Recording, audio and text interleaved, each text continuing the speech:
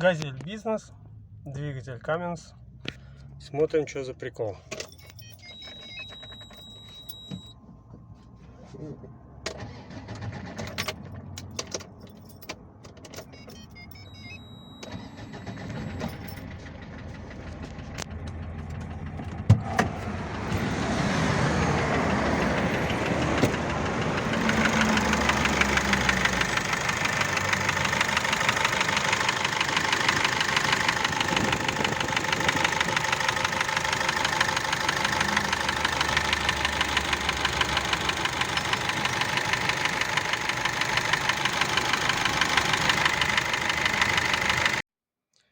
Итак, мотор сняли. В общем, диспозиция такая. Тут спереди он как бы такой чистенький. В принципе, просто помытый. Ну и сзади он весь вот такой вот страшный. Все в масле. Все уделанное по самое не хочу. Итак, рассказываю,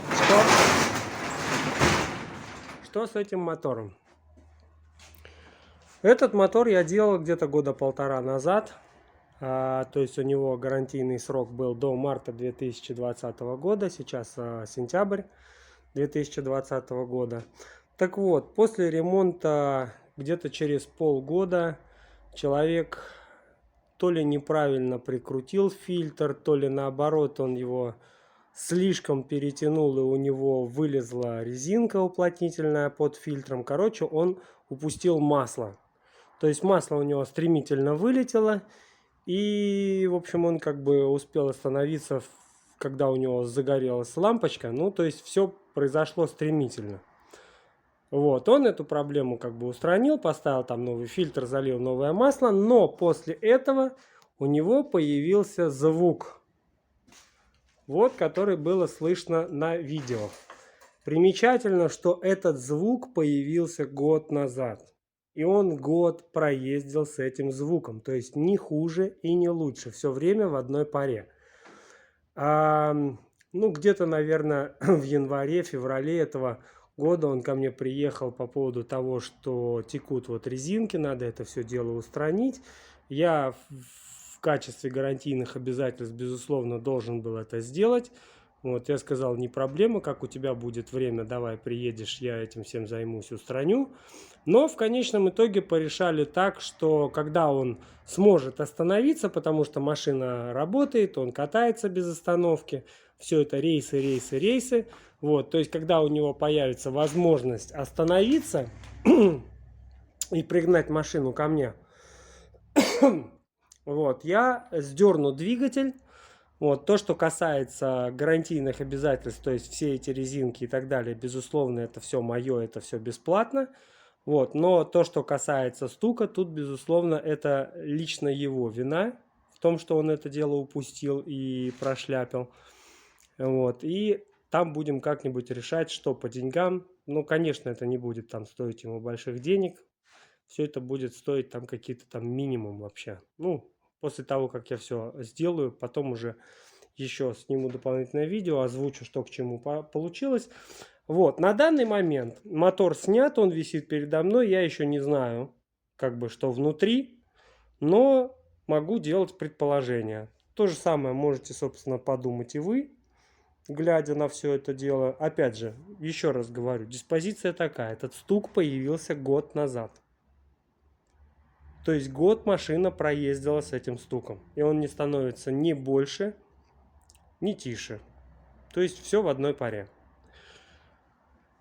Сразу скажу, если бы это был, допустим, вкладыш на коленвалу, ну, я могу, конечно, и ошибаться, но, тем не менее, если бы это был вкладыш на коленвалу, то за год этот вкладыш раскатало бы на раз-два.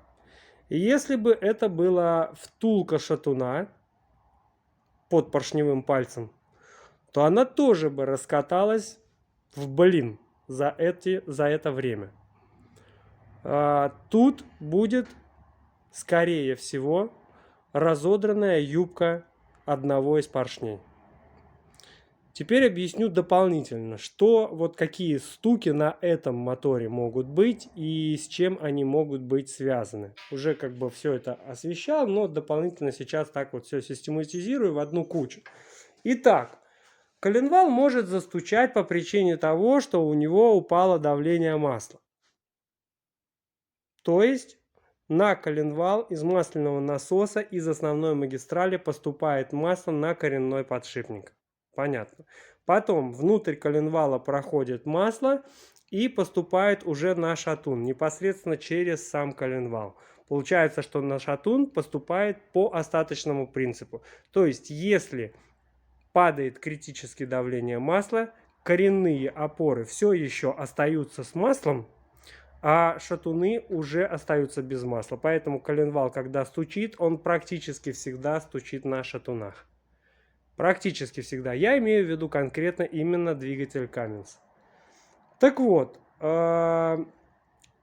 когда стучит коленвал, этот стук происходит из-за постепенного падения масла, давления масла. То есть, допустим, ломается трубка слива масла из турбины. Вот это. То есть здесь постепенно начинает вытекать масло. Или, допустим, сальник коленвала передний, то же самое, выдавливает его, начинает постепенно вытекать масло. То есть, когда уровень масла становится низкий, масляный насос... да, еще, если трещина в поддоне, в маслозаборнике, опять же, то есть, либо падает уровень масла, масло вытекает, либо масляный насос изначально из этой трещины начинает подхватывать воздух, и рано или поздно начинает идти такая пузырчато-масляная смесь, которая ни давлением масла не обладает должным, ни смазывающими свойствами. И, соответственно, это приводит к тому, что я сказал, что коленвал стучит на шатуне. Другое дело, когда масло из двигателя пропадает стремительно. То есть практически, махом, раз и все, и оно ушло. В этот момент коленвал еще остается со смазкой, потому что там есть масляная пленка, масляный клин, да? Вот. А вот цилиндры уже стираются мгновенно. То есть они остаются без смазки. То есть, когда махом вытекает масло именно по прокладке фильтра масляного, такое, кстати, бывает и, в принципе, часто у людей. Вот, люди перетягивают фильтр, выдавливают эту резинку и, соответственно, через нее вытекает масло. Оно выливается стремительно, мгновенно. Мгновенно остается цилиндр без масляной пыли, без масляной пленки. И первое, что происходит, это у поршня юбка, которая должна тереться по масляной пленке, по масляному клину, она начинает тереться на сухую, и, естественно, алюминиевая боковина у поршня махом стирается. Мгновенно. Даже сам цилиндр не успевает задрать, потому что люди, как правило, понятно, лампочка загорелась, давление масла, остановились.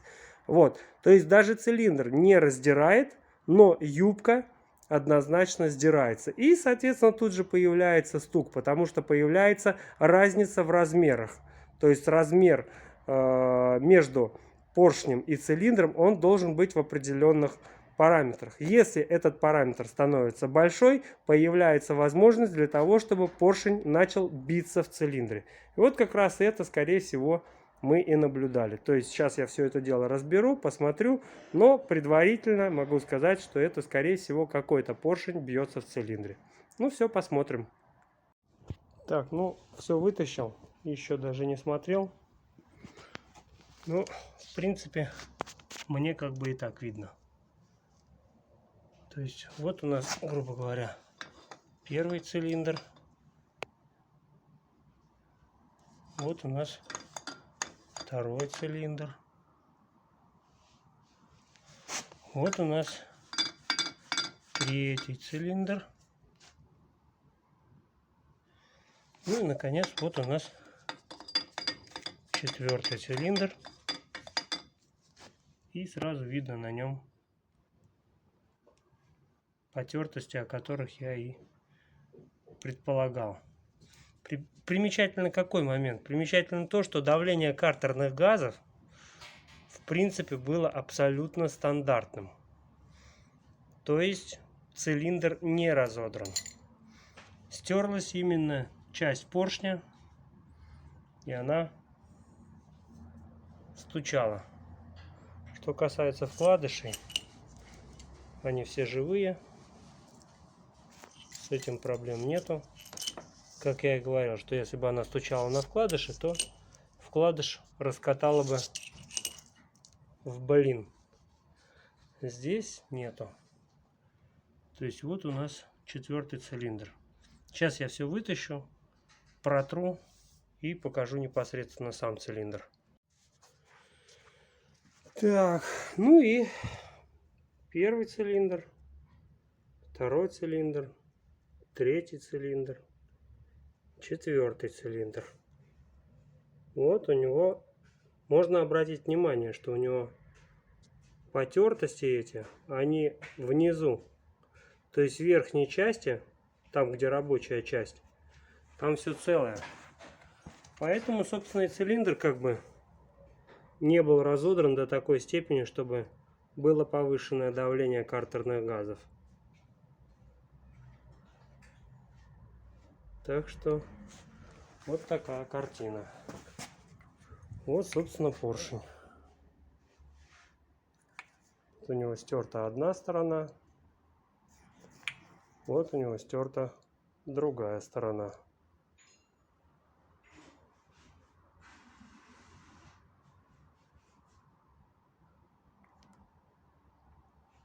Вот такие вот проблемы из-за моментального исчезновения масла из поддона.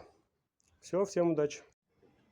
Так, ну что хотелось бы сказать напоследок. В принципе, машина уже отдана клиенту, то есть мотор собран, обкатан, установлен на автомобиль, сделана пробная поездка, все проверено, как бы все хорошо, ну и машина отдана. Напоследок вот что, во-первых, я забыл упомянуть, у машины, значит, пробег 190 тысяч километров после ремонта, то есть это было 1,5 года назад, как я уже говорил. То есть где-то 130 тысяч он проехал на вот этом вот поршне стучащем. И как бы было все нормально. Единственное, что ну слегка доставал этот звук. Ну просто клиенту чисто надоел. Вот. Все, что там было, я внутри уже показал. Вот. То есть пробег после ремонта 190 тысяч, пробег на вот этом стучащем поршне 130 тысяч. Вот. Ну и что касается стоимости ремонта, все вместе обошлось клиенту в 55 тысяч рублей. Из них самое дорогое — это демонтаж-монтаж агрегата, который выполняю в принципе не я, а сторонняя организация. И необходимо было поменять поддон, который сам по себе стоит 8 тысяч рублей. У него поддон по большому счету был целый, но он вырвал резьбу и что-то там такое непонятное с гандебобеля. В общем, там пробка, по сути дела, не уплотняла. То есть там по большому счету проходило масло, эти капли разлетались, в том числе и по всему моторному отсеку.